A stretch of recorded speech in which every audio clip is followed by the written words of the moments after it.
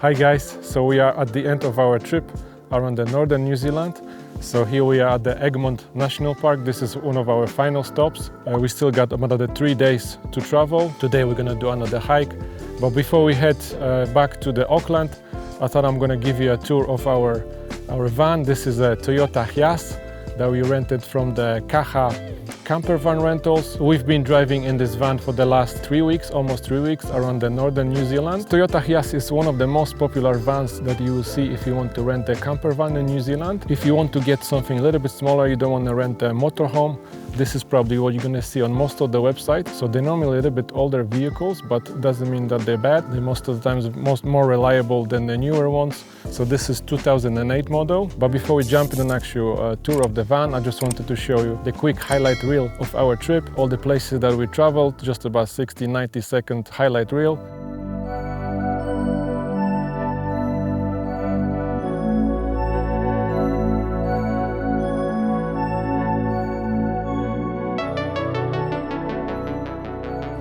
Absolutely nuts. Crazy. It's about doom here. Oh my god. This is the thing I'm gonna remember for the rest of my life.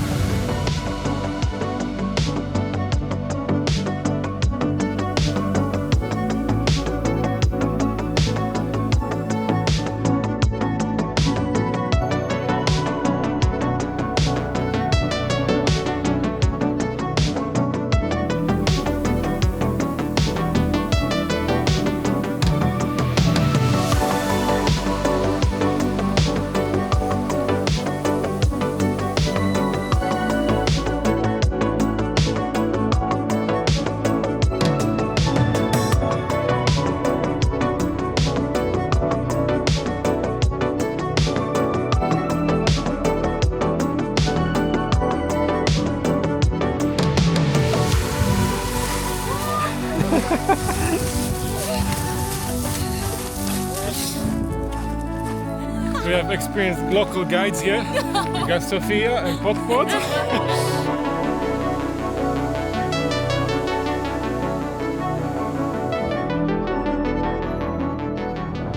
Lions Rock right behind us.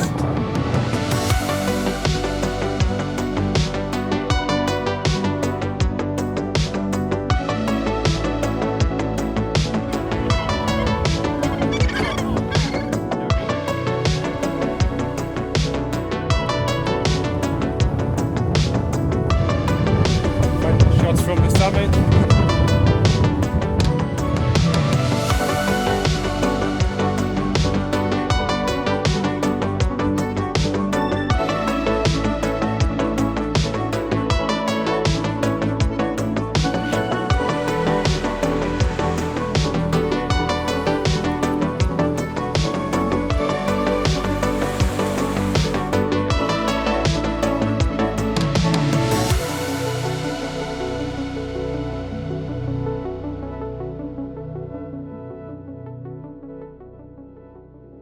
So that was our tour in a nutshell.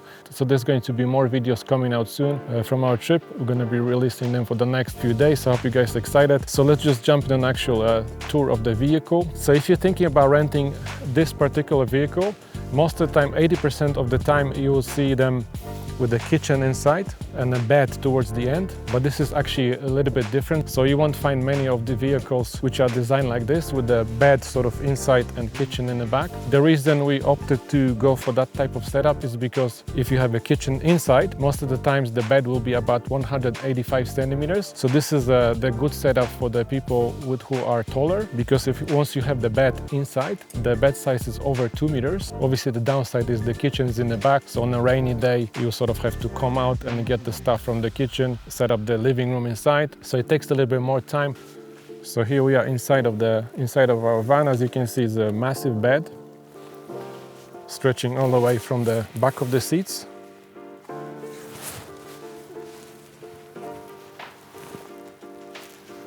So there's plenty of room, and the kitchen's in the back here. So here's the kitchen, and here's how it looks, sort of like a back view of the van. So the kitchen is very simple. This is the fridge here. It's a pretty big fridge in this van. large capacity. You even have a freezer, and this fridge is pretty much running non-stop. It's powered by the solar panel. I'm not sure if I'll be able to show you. There's a solar panel on the roof of the car. So the fridge is running almost 100% of the time, which is pretty good. The only downside of this design is, they didn't think of it, is that you cannot use the solar panel to power any of your other devices. We had to basically book the power campsites. We had to basically charge our devices in a different way. So we couldn't use the solar panel, but the big plus is that basically the fridge is running 100% of the time. So you don't have to worry about your food getting spoiled. So here we have, they also provide you with a basic set of cutleries. So you've got a frying pan, you've got some plates, you've got the chopping board, you've got some cups, you've got some cutleries, so all the basic stuff coming in here. So here's the tank for the sink. So this is basically a very simple sink with a little switch that goes left to right. And on the other side, we've got the container for the wastewater, pretty much full. We've been camping on a free campsite, sort of like off-grid. At the end of the day, we're going to empty it. So the van also comes with a basic set of chairs, 2 chairs, 2 camping chairs and a table. Most of the companies will charge you for the stuff like this. They will basically, you see the fixed price for the van, but then basically there's no chairs, there's no cutlery, so everything you have to pay extra with this company. Everything's sort of included, even in a sleeping system, everything's included in the price. All the plates and everything is included as well, so you don't have to pay extra for that with the Hiace Campervans.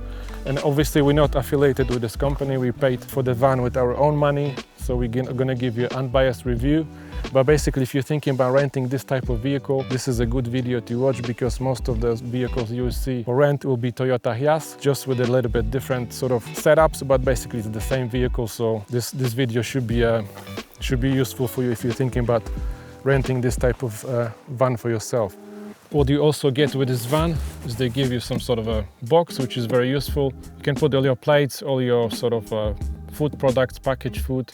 They also provide you the stove. Some of the vans have this stove sort of like a built into the van, so you cannot take it out. With this one, you can basically cook anywhere. You can put it on a table. You can cook your meal in a nice location like this with the Mt Taranaki in the background. So once you have the bed set up, underneath you have a large storage area. So there's our suitcase in there, as you can see. You can put your backpacks in here, you can put your shoes, you can put your hiking sticks, you can put your chairs and everything. Once you set up, it's a large area. Here we normally keep our hiking shoes. So we are removing the pillows. We want to show you how it looks, what sort of setup it is underneath. So there's 4 large cushions, as you can see. There's sort of like 4 large cushions for the bed and two smaller cushions for the sides. So this will be your sort of like a sofa once you remove the pillows. But first I'm going to show you basically how it looks in terms of the storage underneath the van. So here we are. So all these 3 are removable. So you just basically pull them out like that. This is removable as well. Now you can get inside. So as you walk in, you have lots of storage here. So this is where we keep our clothes. Here's the other side. So our backpacks here. Another storage compartment here. Here's the electrical stuff. And in here we've got the toilet. This is a self-contained camper van. We haven't used it, obviously. Most people not using it. We don't want to have the smell in our van. As you can see, our laundry bags are fully loaded. We need to do the laundry as well. I'm not going to show you. Basically what you can do inside here is set up the living space. So you remove that board, you put the table leg in, and you put the cushions in here, and then you can sit inside and enjoy the view from here. You can open the window here. There's 4 windows. Unfortunately, there's no bag nets, so that might be not the most convenient in the summer. Blackout blinds for the night, so you just drop them down like this. It is nice and dark inside with the blinds down. So we're gonna put the cushions back in because we're gonna get ready to sleep after the hike. Going straight to the campsite. Quick dinner and go sleep. I have a big hike today. So before jumping in the cockpit, that's going to be a final part of this video. I just want to tell you a couple of words about the downsides of this van, the things that we didn't really like. One other thing I already mentioned, that We have a solar panel on top, but we cannot really use this power. The good thing is, like I said, you can use it for the fridge. The fridge is running 24/7. That was a bit of a shame. I thought it's a pretty much sort of like an off-the-grid camper, but you have a solar that you can use it to charge anything you want. We've got lots of devices, all the filming camera gear. Another thing already mentioned as well, there's no magnets inside the windows. You can sort of put the blinds down and open the windows, but the bugs will still get inside the van in the summer. The places that we stayed at was most of the time was cold. Tongariro was pretty cold, nice and cold, so we didn't even open the windows during the nighttime. But there could be an issue in the summer. So another thing we didn't really like is the way they designed the sink. So it's just a one water pressure and there's a one switch. So basically water is running at really high pressure. So basically once you turn the switch, you can't adjust it, so basically you're wasting a lot of water and then everything is just splashing around because the sink is a little bit small. And finally, the last downside for us is the reversing sound of this van. When you reverse, it's beeping. It's beeping like crazy.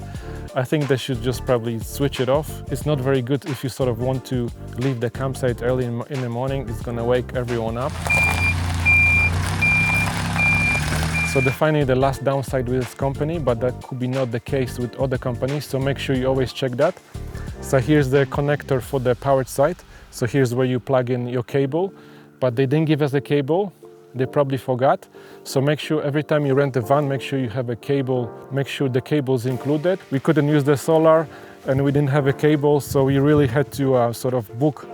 Lots of time we had to stay at the holiday parks and we were basically eating our dinner in the kitchen and charging our devices at the same time. That was the only way to sort of keep us going with the charging. So here's a quick look inside the cockpit of the van. As you can see, there's plenty of storage here. You got one storage box here. You got more storage here. So here we are inside the cockpit of the Toyota Hiace. So as you can see, this is an automatic car. You've got air conditioning here. This system, basically you can connect it, there's a cable here. The way to use this one is you connect it to your phone and you can set up your GPS on the screen here, so you don't have to worry about bringing any type of holder that you mounted to put your phone in. Another thing you can do, if you don't want to use the system here, this is what we used in the beginning. If we still didn't know how to use this one, you don't have to use this one. You can place your phones in here. So this is what we used in the beginning. So you can have your navigation sitting right on the left hand side. Another third option that you can use for the power, use the cigarette lighter. Get one of those plug-in adapters for the cigarette lighter so you can charge your devices as you drive. But basically that's what it is. Automatic car, plenty of room inside, very nice to drive. So there you have it. Here's a quick review of our Toyota Hiace campervan that we used for almost 20 days on our trip around the northern New Zealand. We're gonna jump in right now, go for the hike. So if you enjoyed this video, please give it a thumbs up, subscribe if you're new here, and we'll see you in the next video.